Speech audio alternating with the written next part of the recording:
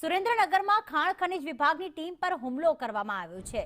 વઢવાણના મેમકા ઝાપોદર road પર ભૂમાફિયાઓનો હુમલો, જેમાં ગેરકાયદેસર બ્લેક ટ્રેપ ભરેલ ડમ્પરનો પીછો કરતા હુમલો કરવામાં આવ્યો।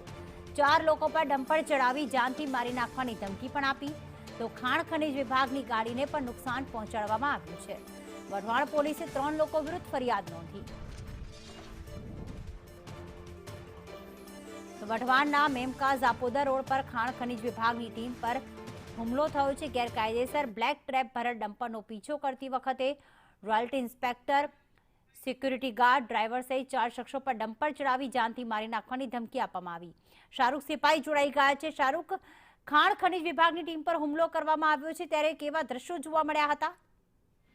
જી પ્રીતિ, જરૂર જણાવી દઉં કે વઢવાણના મેમકા ઝાપોદર રોડ પર ખાણ ખનીજની વિભાગની ટીમ ઉપર હુમલો કરવામાં આવ્યો છે।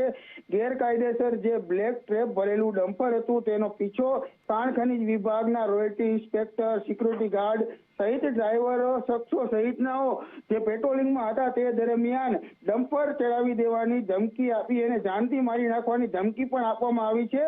ખાણ ખનીજ વિભાગની ખાનગી ગાડી હતી, તેઓને પણ ભૂમાફિયાઓ દ્વારા ક્યાંક ને ક્યાંક તોડફોડ કરી નુકસાન પહોંચાડવામાં આવ્યું છે।